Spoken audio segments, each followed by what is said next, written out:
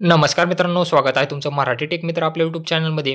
1 महिन्यापूर्वी अतिवृष्टी, गारपीट, सततचा पाऊस यासाठी आधार प्रमाणीकरण करण्यासाठी याद्या प्रकाशित करण्यात आलेल्या होत्या. त्यांना विशिष्ट क्रमांकानुसार शेतकरी यांनी ई-के-वाय-सी पूर्ण करून घेतलेली होती, परंतु त्यांचे अनुदान त्यांच्या बँक खात्यामध्ये अद्यापही जमा झालेले नव्हते. त्यानंतर आपल्या यूट्यूब चॅनलवर आपण टाकलं होतं की कोणकोणत्या जिल्ह्यासाठी आधार प्रमाणीकरण करण्यात आलेले आहे आणि निधी वितरित करण्यात आलेला आहे. त्यानंतर आपण हेही पाहिलं होतं की तुमचं आधार प्रमाणीकरणाचं स्टेटस कसं चेक करायचं त्याबद्दलचे दोन्हीही व्हिडिओ आपल्या यूट्यूब चॅनलवर आहेत. इथं तुम्ही पाहू शकता अनुदान कोणत्या बँक खात्यामध्ये जमा झाले याबद्दलचाही व्हिडिओ टाकलेला आहे. नंतर कोणकोणत्या जिल्ह्यामध्ये आणि किती शेतकऱ्यांसाठी अनुदान वाटप होणार आहे याबद्दलचाही व्हिडिओ आपण आपल्या चॅनलवर टाकलेला आहे. हे दोन्हीही व्हिडिओ तुम्ही पाहून घ्या. आता आपण पाहूयात की कोणकोणत्या जिल्ह्यामध्ये अनुदान जमा झालेलं आहे आणि त्याचे स्क्रीनशॉटही आपण पाहूयात. ते 2 व्हिडिओ टाकल्यानंतर काही शेतकऱ्यांचं म्हणणं होतं की ही माहिती खोटी आहे आणि आमचे पैसे जमा झालेले नाहीत.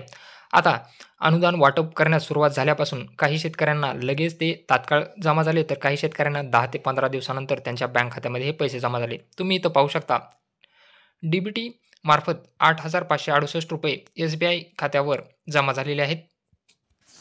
त्यानंतर इथं पाहू शकता हिंगोली जिल्ह्यामध्ये 15/2/2025 रोजी ₹35,890 या शेतकऱ्यांच्या बँक खात्यामध्ये जमा झालेले आहेत. त्यानंतर पाहू शकता ₹10,098 अगेन्स्ट क्रॉप लॉस रिलीफ हे जमा झालेले आहेत. हे नांदेड जिल्ह्यातील स्क्रीनशॉट आहे.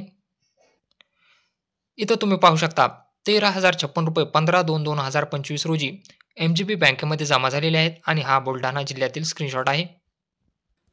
तर असे हे अनुदान लातूर, धाराशिव, बुलढाणा, नांदेड आणि हिंगोली जिल्ह्यामध्ये 15/2/2025 रोजी जमा झालेले आहेत. यामध्ये अजूनही जिल्ह्यामध्ये हे अनुदान जमा झाले असेल, तुमचाही जिल्हा आणि अनुदान जमा झाले का नाही हे तुम्ही कमेंट बॉक्समध्ये नक्की सांगा. जर व्हिडिओ आवडला असेल तर चॅनलला नक्की सबस्क्राईब करा आणि बेल आयकॉनला प्रेस करायला विसरू नका.